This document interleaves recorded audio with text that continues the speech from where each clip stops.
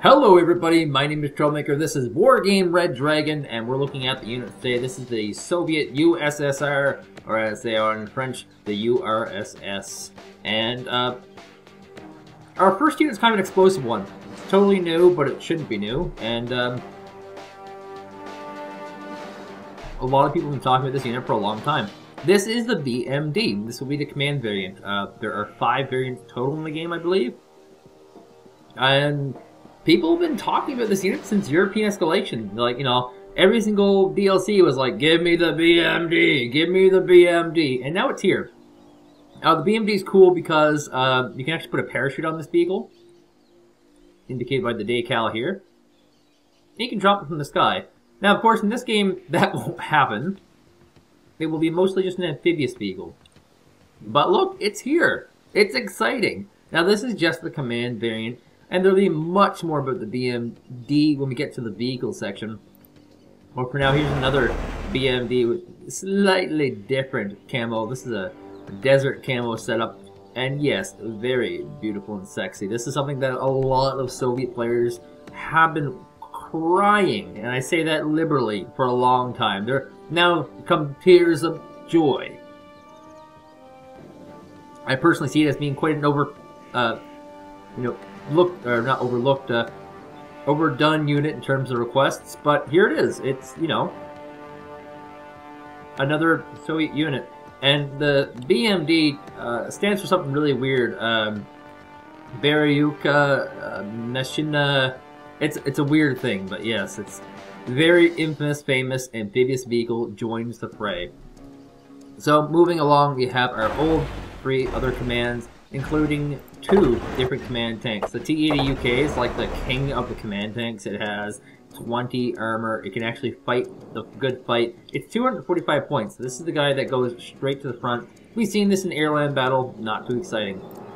Here's some exciting news. It's going to be our infantry, our command infantry. They have a really crazy small name here. That's almost impossible to read. But they are command infantry. I assume that's what the translation is going to mean. And we have 6 vehicles they can be deployed in.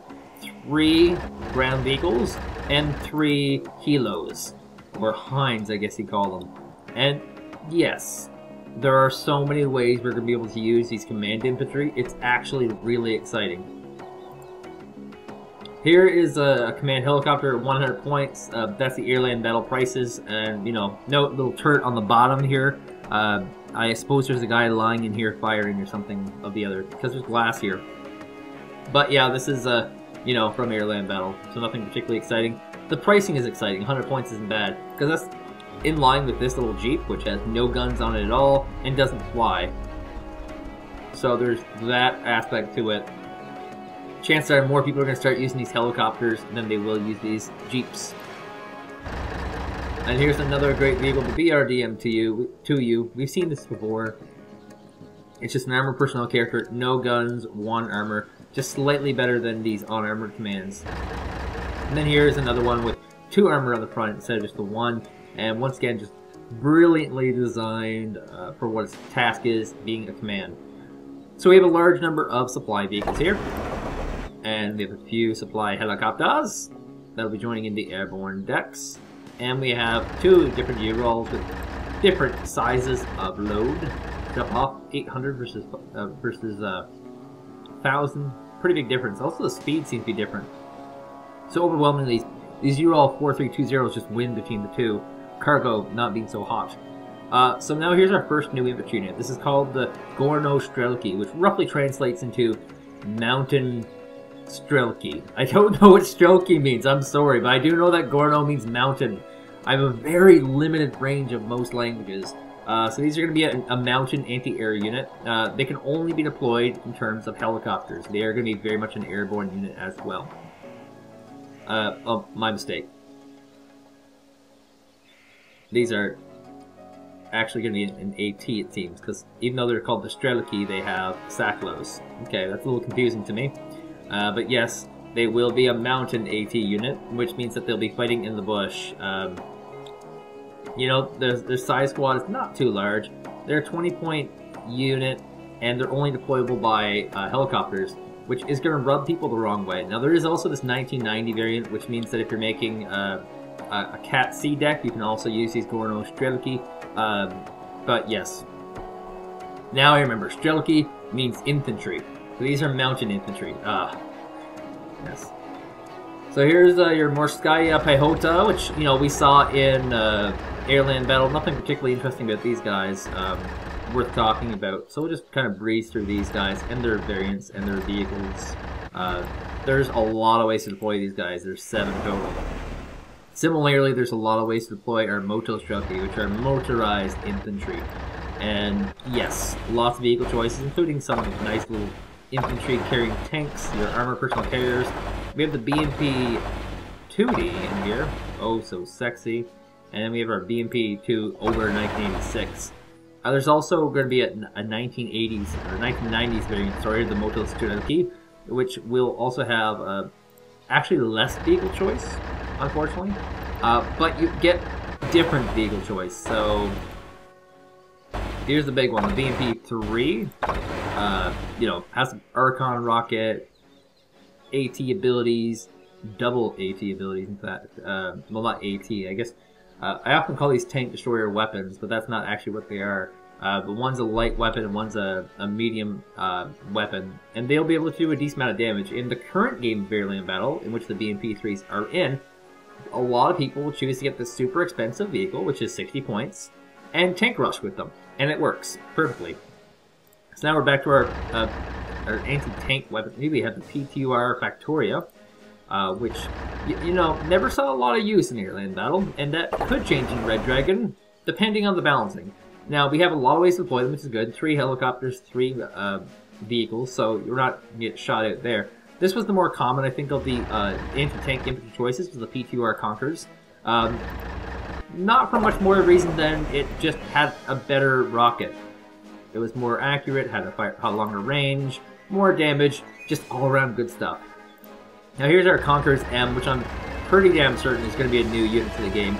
They will handle the Conquerors M rockets, and there will be a few ways to deploy them, 6 total, including 3 of these helicopters.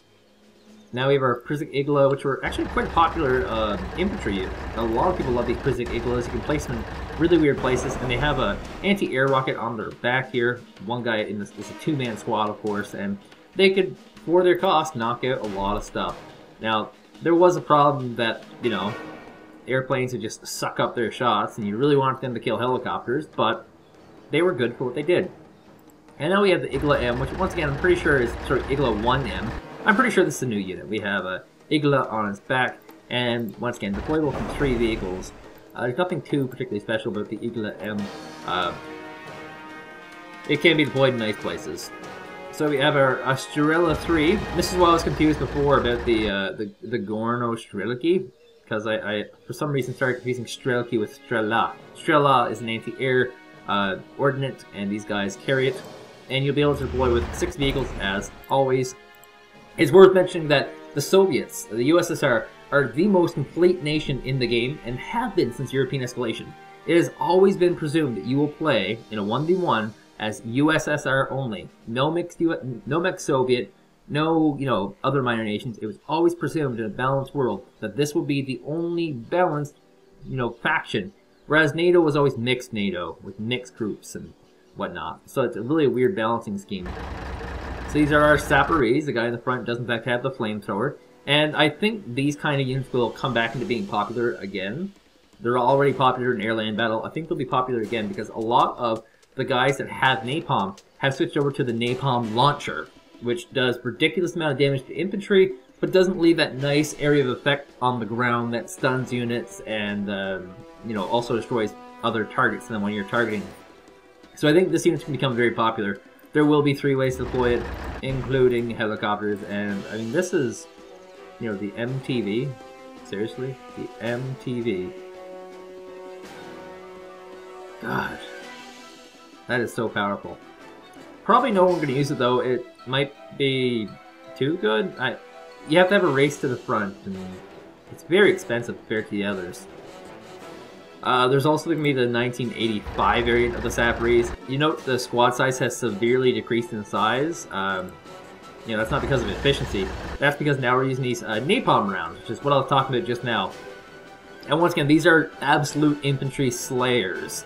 They don't need that ground napalm effect that burns all your own units and theirs.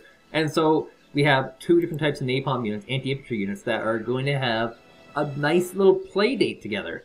And these ones are 85, so they will be available in Cat B decks.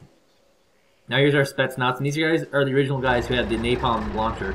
They were the most powerful of the infantry in air-land battle, and that's because of this RPD RIS napalm launcher.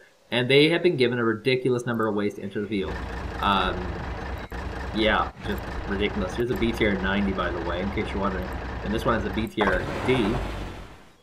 Now this is one of my favorite vehicles, the robot. The robot, it's really underused, but it's got a lot of ordnance on it. That makes it actually quite good for 15 points to me.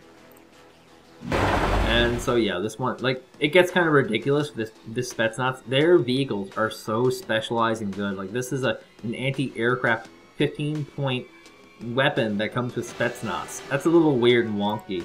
But it is balanced in the sense that you're only supposed to play Soviet and not mix any others. Now the VDVs, of course, are going to get out of control. A little bit of backstory about the VDVs and why they're out of control right now. VDVs were a very popular squad in European escalation.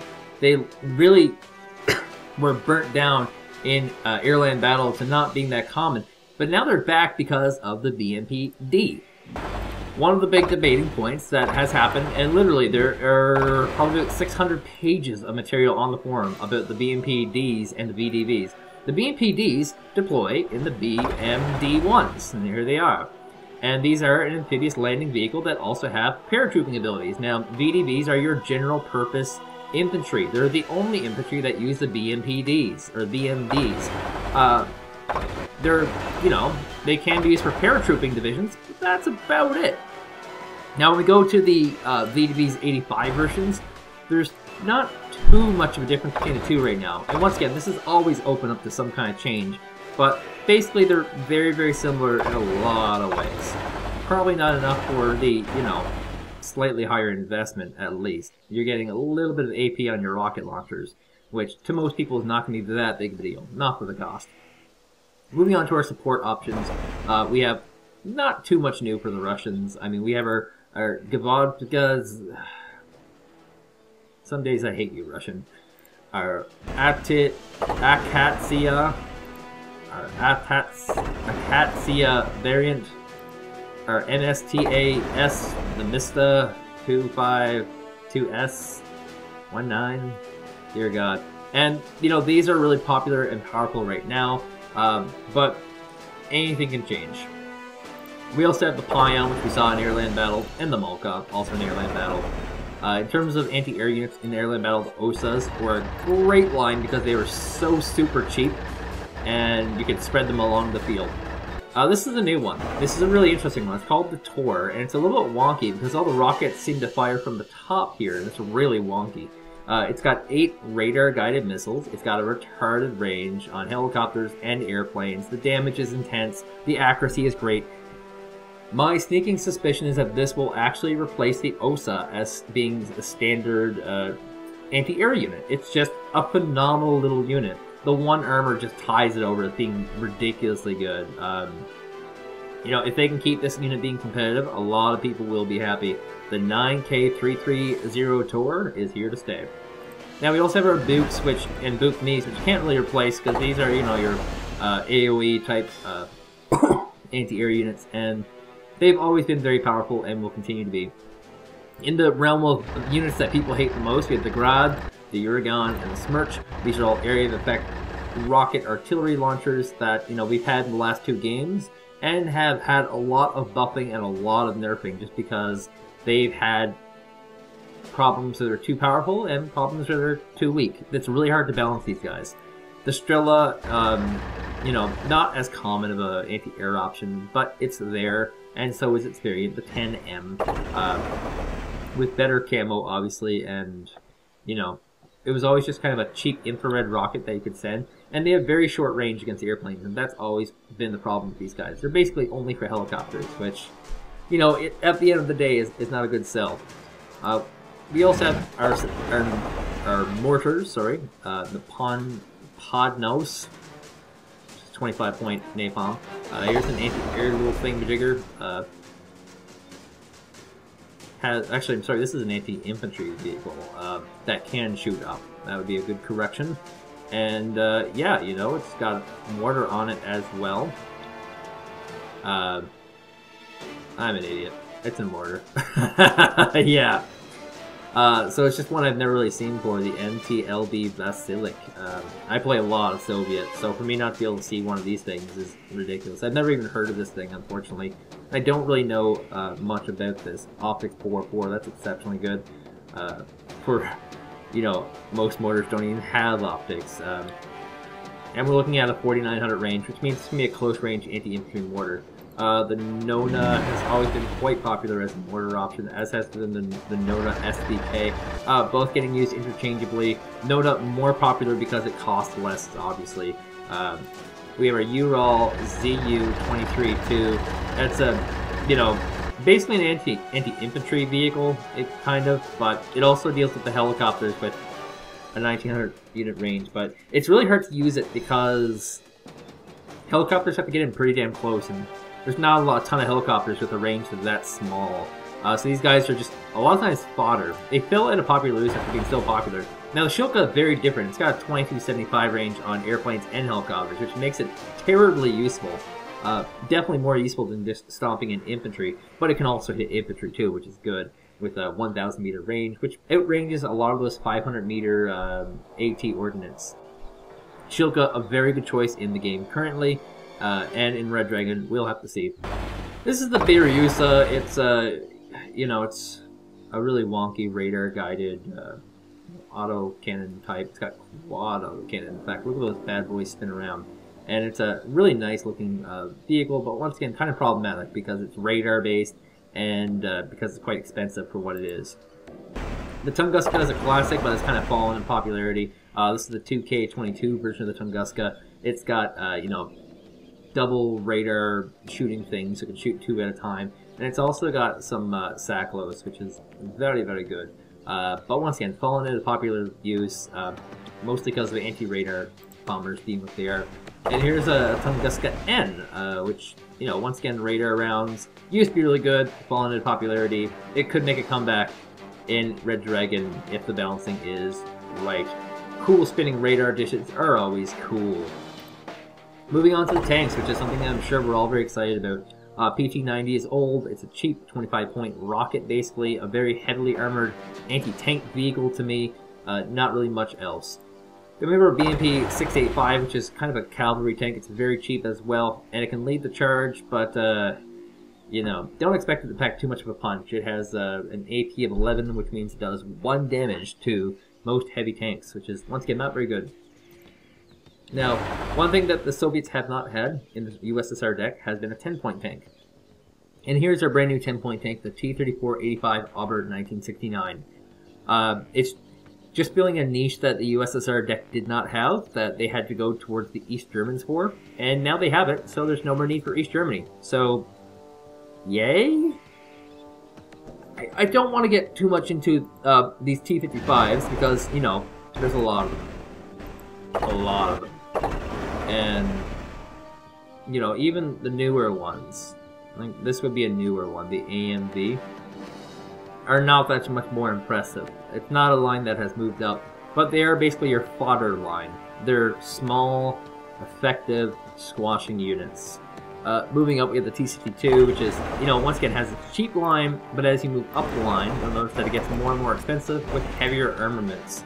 In the T-64 line, not to confuse the T-62, we have, you know, guns with fairly long range. I mean, this is 2100, this is 1925, and this is also 1925. So you're looking at a tank that could potentially outrange other tanks, and so they're not going to be heavily armored. 17 is great for most nations, but for what you're paying, it's not the greatest. But they will be able to pack a pretty serious punch at enemy tanks. Specifically, like 20 AP power. If it was a player on this one, it would do 3 damage. These guys would only do 1, you know. So we have our T-72 variant. Once again, just, you know, trying to get through these.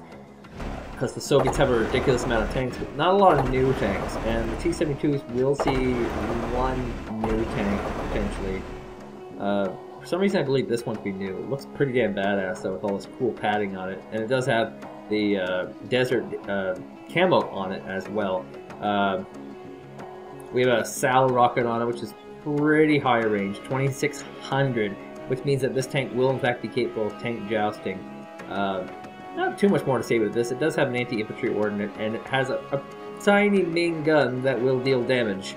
The T-72 over 1989 has a much larger weapon, much larger cannon, and same gun. But yeah, very similar desert, you know, I gotta stop saying desert. I think tropical is the word I'm looking for. Tropical landings, yes. But I like desert landings, because this is also your desert camo. So the T-72BU is 100% definitely new. Slightly different weapons, or sorry, slightly different stats. Same weapons, basically, as over here. The big difference, of course, being a slightly faster rate of fire on the main gun, slightly more armor, and accuracy and stabilizer. So just slightly better stats. You're paying 10 points for a higher rate of fire, higher accuracy, and more armor. It's definitely more worthwhile to pick up this T-72BU than it will ever be to pick up this Ober and this 87. In terms of just a value estimate. Now our T-80s are like the god tank of the game. They have been for a while. 13 front armor is hot, but not in terms of the big bad boys. I mean, these tank armors go up kind of crazy pretty fast. And this is the T-80B, and the BV, which, you know, already in the game. The T-80A, which has the reflex rocket, we're used to this guy with his 16 front armor. Our T-80U, which is used to be, I'll say this again, used to be the king of the tanks with its 20 front armor, with its ridiculous weapon, with its great accuracy, just all around great stats. It used to be. The replacement for the T-80U will be the T-80U-M. Now, for a mere 10 points, we will be getting an extra little bit of accuracy on 2 weapons, higher stabilizers, higher attack power against units dealing more damages. We're looking at a good amount of stuff. Now, the downside, of course, is that this is actually going to be a prototype. It looks kind of wonky and weird right now. I guarantee you it will not when it kills you. It is a prototype, which means that it will only be available to the Soviets. And I think there's like a Soviet thing. Yes, the Eastern Bloc. So, yeah, if you join the... Is that really? No, that's Poland. No, they're not the Eastern Bloc. Yeah, you have to pick only Soviets to get this tank, but it is a killer. Now, on the plus side, you will be able to bring the T-80U when you're not playing Soviet only, so that's a huge plus for this game. You'll be seeing a lot more of the old prototypes showing up as, like, real things. Moving on, we have our Recon section, which is pretty lackluster for the Soviets. They don't have the greatest eyes, but here we go. The BRDM-3 has a single main gun, can be used for picking up a few things, and, you know, doesn't particularly have great recon abilities. Not very common. And here's a different vehicle. It's got exceptional optics, medium stealth, and it has a gun that will destroy vehicles with its heat rounds. So we're looking at a much better vehicle, and in the game currently, these are quite overpowered. This could possibly change, but these guys are very much invisible. They can see very easily things that don't have recon units, and can pick off a lot of units, especially for a 50-point valuation. That's kind of ridiculous. Moving on, we have our different lines of helicopter recons, of which, you know, we're going to have a few. Worth noting is this one has pretty ridiculous armaments, including the Yak MMG, so it's actually going to be able to join in on a frontline attack while it's doing recon. Kind of crazy, actually, this little Mi-24K. A great addition to the game, fits a really weird niche of being an attack recon helicopter, and yeah, it'll be mostly ground focused. Our Ka-52 is insanely expensive, but this one's really weird. It has anti-radar missiles for picking off enemy AA, and these guys have a ridiculous range, 3,500 meters. This is one of the few helicopters in the game with an anti-radar missile. It also has the Igla infrared, which means that it's going to be able to shoot at planes and helicopters back. It also has a nice little autocannon on this, which also means that it's going to be able to destroy helicopters very easily. This is a really exceptional helicopter. I'm pretty sure everyone on the Soviet side is going to pick this bad boy up It's dangerous looking. Look at these twin helicopter blades. Imagine those things spinning, how fast that makes this thing. We have armaments on the side here. Absolutely insane. It's black. It's sleek. We wish it was nighttime this thing came, because they'd never, ever see this coming.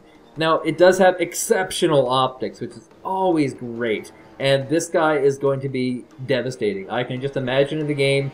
I don't think anyone will rally this out early game, but I can imagine at the 20-minute marker, a guy's going to go, alright, it's KA-52 time, let's go knock out their AA. And that's exactly what's going to happen.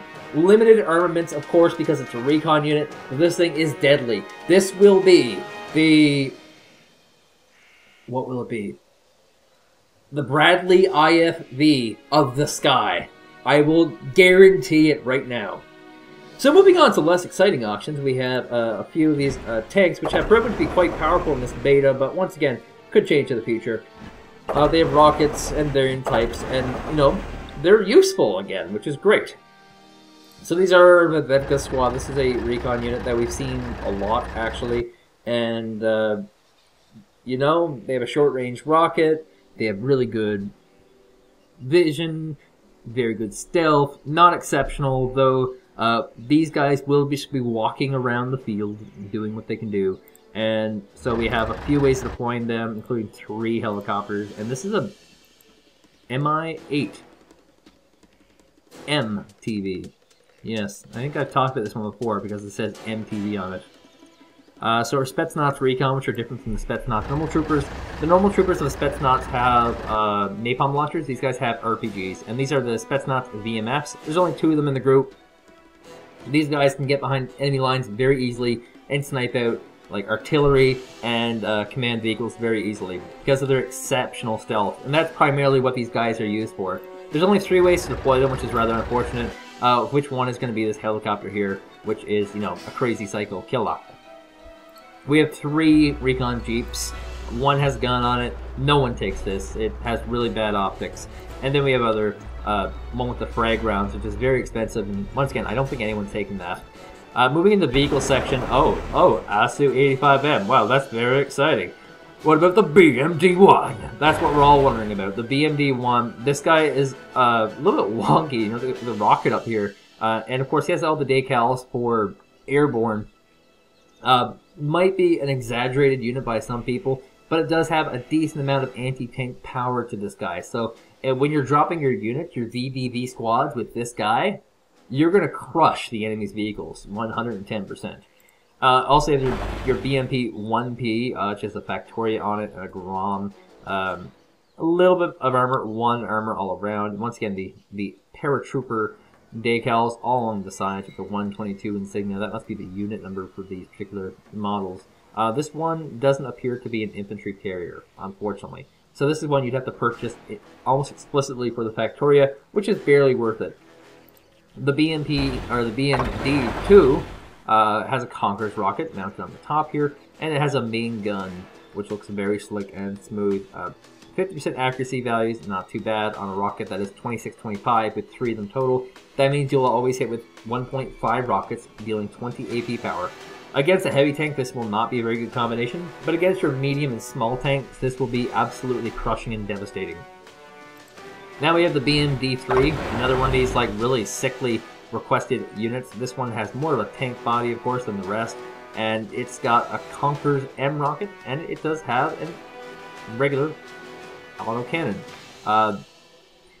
Once again, not entirely sure if this guy will have use other than the fact that people really requested this unit. It's hard to say with how things are going, but the BMD is such a popular unit among the community. I have no doubt that, at least for the first month, everyone's going to be using it.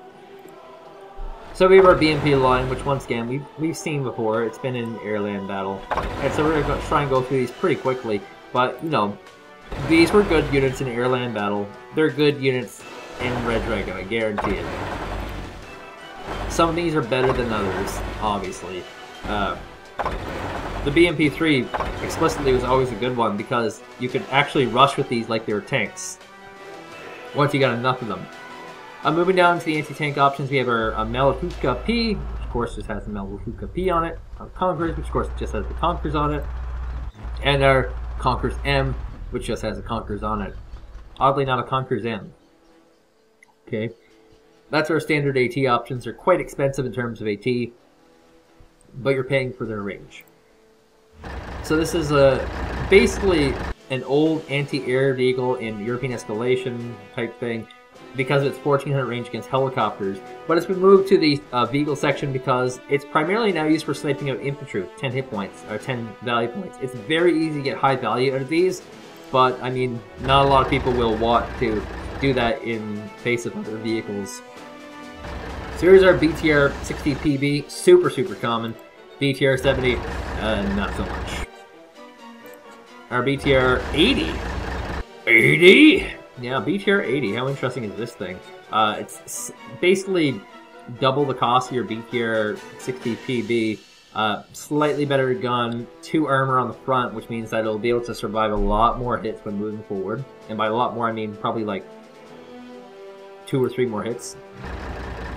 We have our BTR 80A, which once again 2 armor, so it makes it a bit on par. The big difference being, of course, that it has a big mounted gun on it, an autocannon, which means he can scrap out some light vehicles and infantry. So here's our BTR 90. It's got the Conqueror's rockets mounted where? Looks like right here is our Conqueror's mounted thing, and it's got a main gun on it. 2 armor, means it can survive. It's basically like a really armored AT vehicle, kind of similar to your BRDM2, except, you know, slightly more armored. We also have our BTR-D, which has a main gun on it, and has quad PKTs, which, you know, not really all that visible where those exactly are. I assume they kind of just spray from the front. That would be my presumption right now, but maybe they just haven't mounted the gun on this vehicle yet. So here's our BTR robots. This is a huge favorite of mine. 15 points for faggot launchers, and you can also get infantry out of them, so that's always cool. Here's our BTR ZD Skretz, which, you know, has anti-air capabilities, which is great, and we can also help win in an anti-infantry duel-off. So here's our BTR-T. Oh, super exciting. They really have been pushing on these frag rounds, because one of the big problems with airland battle that everyone seemed to notice is that there's not a ton of great counters to infantry. The counters are infantry, mortars if the infantry are in the open, and napalm.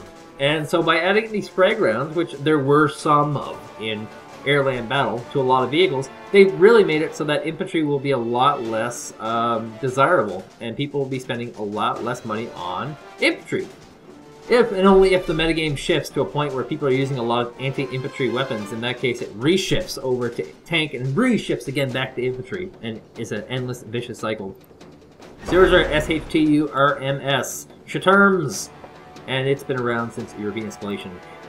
We have our MTLBV, our SU-1254, our BTR-70 Shallow, our 2515 NORAL, TO-50 5 flamethrower napalm rounds, our TO-62 napalm rounds, also our Buratino, also napalm rounds, hits in an area obviously. We have 4 more types of Conquerors to talk about, AT. They're all going to be these Jeep variants. They're all cheap, very cheap for what you're getting. They die very easily, but a lot of people would think, well, all AT die very easily. Let's just use the cost-effective ones. This is going to be an infantry carrier, the Ural 3750. We have the ZSU Afghansky, which has been around since European escalation and has seen medium amounts of use. It's an anti-helicopter tool. It's done relatively well. I think that's a bit of a price boost, 20. And of course, this is the Godsend, the BMPT, which has, you know, been introduced in airland battle. It makes a return. It's got those frag rounds I was talking about, and it's also got 2 guns on. Look at these badass 2 guns. So it's just going to snipe all the infantry and light vehicles very easily. Very much worth a 70-point investment. Moving on to our helicopters category, we have the KA-29TB. Yes, we do. We have the KA-50 Akula, which has not been crazy popular in airland battle because of how niche it is. But the niche that it does represent is very cool. It's an AT-AA helicopter, very much a late game unit, but hard to make it worth 150 points. We also have the Mi-24A, which is going to be your kind of anti-tank gunship. Very sleek, cool designs. This is your M24D Hind. It has a Fleta, the Yak, and rockets. The rockets will pin a unit down. The Fleta will wipe them out. Once again, cool, sleek Russian designs. These Russians knew exactly what they're doing when they're making this particular variant with its cool everything. There we go. The Mi-24P. Same basic concept, does the same thing. Has this ridiculous gun sticking out from here. Or maybe this is some sort of windbreaker. Maybe these are the guns on the side here. I don't know. But you can't load bullets through this way. That would be impossible. These would have to be the guns. Very unusual. The 24V, already in the game. You know, it's pretty average. Mi-28 has, you know, a lot of the same stuff. Rocket pods, a little more focus on infantry than it has on tanks. And, yeah, pretty long range, 2,800 meters. Can snipe tanks quite easily from a distance, as well as some AA. Actually, a lot of AA, which is what it primarily would be used for. This is a cheap rocket pod guide. The rocket pods will stun units, do a lot of damage, and then you have a MMG to actually help with helicopters. So, hypothetically, if you're doing an airborne rush, you'd have a few of these guys mixed in so they can wipe out some ground forces or stun some ground forces while also helping deal with other helicopters. This is an Mi-4AV. You know, it's a cheaper version. It's actually a little more common than others, just because of how cheap of options it has. Rocket and Malafuka-P. The range is not the best, so this is going to be a frontline sniper. We have the rocket pod only Mi-8, the rocket pod only Mi-8TV, and we also have the Mi-8M-TV, which is rocket pods and guns and, you know, nice little Russian star on the side here. Moving on to our area unit, starting off we have a brand new unit that is actually really cool. It's 200 points, which is basically too expensive for me, but it's a very sleek design. Looks like a cartoon character, looks like it's made for cardboard, but it does in fact drop some pretty crazy bombs here. These are your HE bombs, and they are going to be kind of like playing like a cluster bomb type thing. On the back we actually have a rear gun. So when it passes by a plane, it'll actually still continue firing on the plane. It can fire in all directions. That's a little bit overpowered, but it is 200 points, and it's not an air superiority fighter. So once again, it's just a wonky little weird plane. It's hard to say whether this will be used or not, because it is a pretty good value for 200, but it is 200, and that's risque. Moving through some pretty common ones, we have the MiG-21S, MiG-21SM, the MiG-23ML, the MiG-23MLD, the MiG-25BM. God, that's so slick looking. The MiG-25P, the MiG-25PB, the MiG-27. God, look how slick that is. MiG-27M, the MiG-27K, the MiG-29-5, which has a cluster, a real true cluster bomb. So hit a super wide area for 125 points. So keep in mind, let's pin this one up. Keep in mind, on the IL-102, it's a 200 investment. It's a bomb that has a really large range that kind of acts very cluster bomb-ish, but it's not really a cluster bomb compared to our MiG-295, which is 75 points cheaper and has a you know, roughly the same size of bomb, but it'll hit a wider area. You're looking at the IL-102, which will pick off lots of boats and tanks, compared to the MiG-295, which will do a retardedly sized stun, and will also do a decent amount of damage. So that's a pretty good comparison, I think. Now, the MiG-31 is something that became a staple after Christmas. The radar missiles, super long range, 10,000, and of course, when we go forward to the MiG-31, it has only the radar, and it moves up to 11,900. They became super popular because they're super high range, and for very good reason, especially on big maps. Su-24, not exactly new, it's an anti-radar fighter. You know, it's going to knock out those AAs. The FAB-250, 250 kilogram bomb, 115. We're starting to get down to some of the lower priced units, but the Soviets unfortunately don't have a lot of those. Su-275 saw a little bit of light in airland battle, unfortunately not a lot. Here's the Su-27M, which has a lot of air superiority technicalities, capacities I should say. Decently good range, will be able to dogfight very well. Great turning radius, slick, smooth, amazing. Okay, So now for an exciting new unit, the Su-30. The Su-30 is, you know, a prototype of the Russians. It is Future Tech 1996. The Su-30 has a TV guided guidance missiles. That seems a little weird, doesn't it? Guided by TVs. Hey mom, what's on the TV? I don't know. Just kidding. That's a name for a Russian guidance system, obviously. But it's very, very high tech. Really great range on these radar missiles. These are 30-150, and they do ridiculous damage, 30 per hit. Now keep in mind, these guys have a strength of 10, and they have no armor, so this is almost going to be a guaranteed one hit every single time it hits. 190 points is very expensive, but it is a very worthwhile fighter. Soviets have a lot of weaknesses in the air, and this is one of these fighters that really rebalances the power in favor of the Soviets. The Yak-141, also a brand new fighter jet, once again looking to rebalance the air power. It's going to be a prototype for the Russians, and yeah, you know, it's got the radar guided system, 6,300 meters. It's got a lot of air superiority stuff, and it's a very, very cool little slick fighter. Lots of nice little wing flaps here. I like it. A lot of people are using it. A lot of people agree with me. It's a good air superiority fighter. If you're making a Soviet-only deck, you will almost always include either the Yak-141 or the Su-30. Now, to compare the two, by pinning this up here, we'll note that it's a big price difference that you're getting. I mean, the Yak-141 has a lot of things that are very similar. The big difference, of course, is that TV guidance missiles, which you have 6 of, which will obliterate a lot of targets very quickly. You're also looking at a vehicle that has, you know, an actual better turning radius with the Yak-141. So, right now, the Yak-141 looks like the winner unit between the two, unfortunately. But the Su-30 will probably see a lot of use.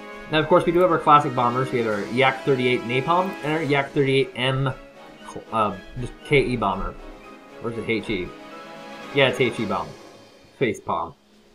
So moving over to our Marine, the Russians are going to have a pretty jam-packed naval force. We have our Sovremny.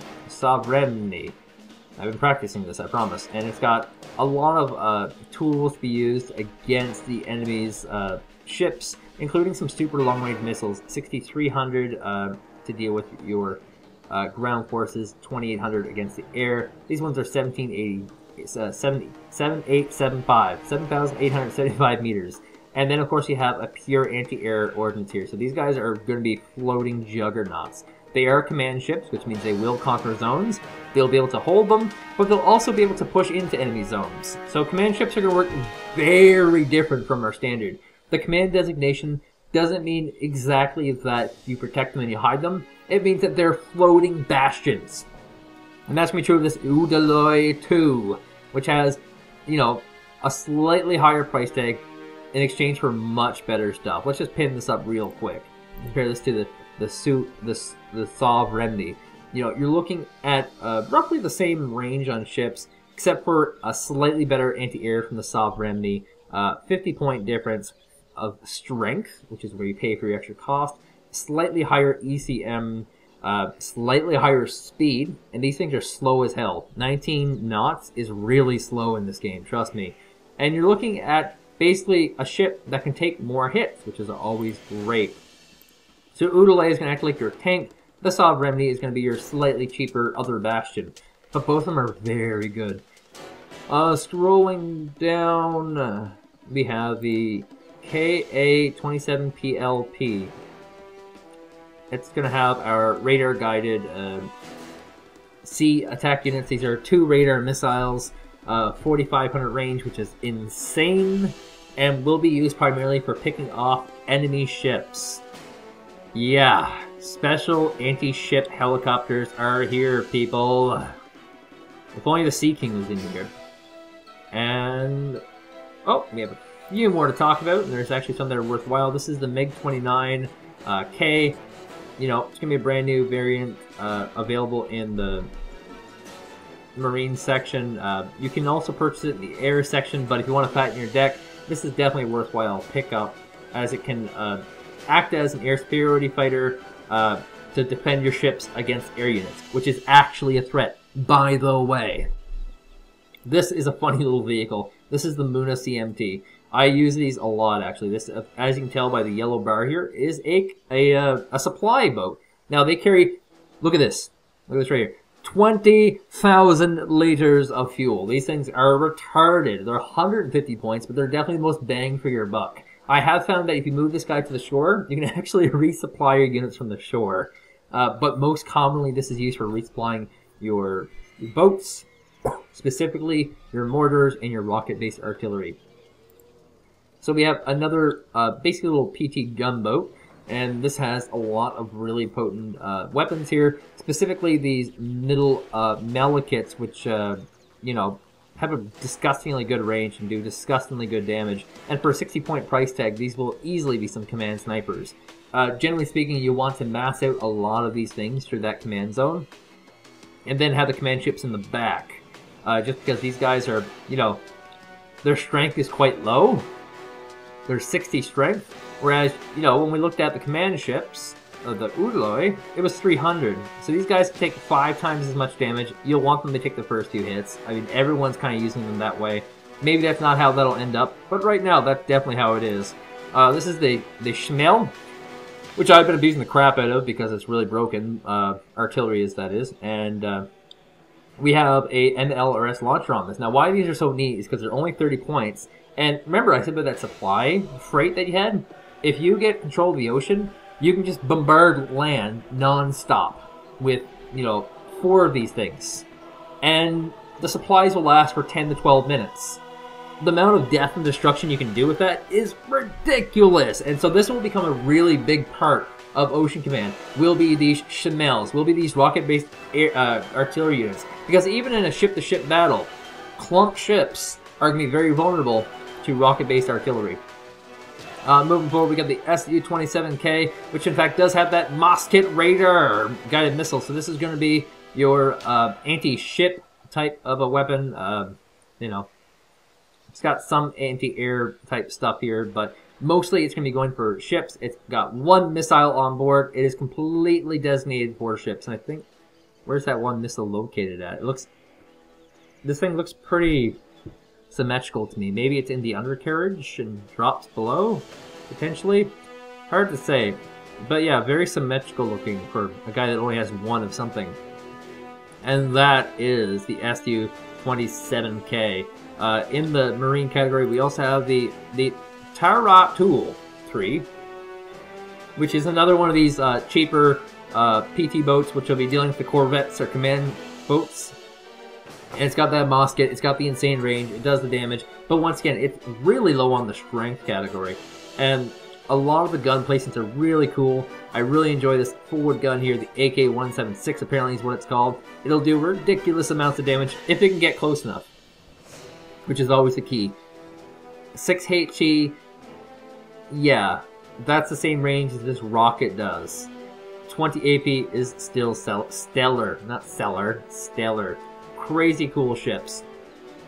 And so yeah, that basically concludes the Soviets of Wargame Red Dragon. Thank you guys for joining me.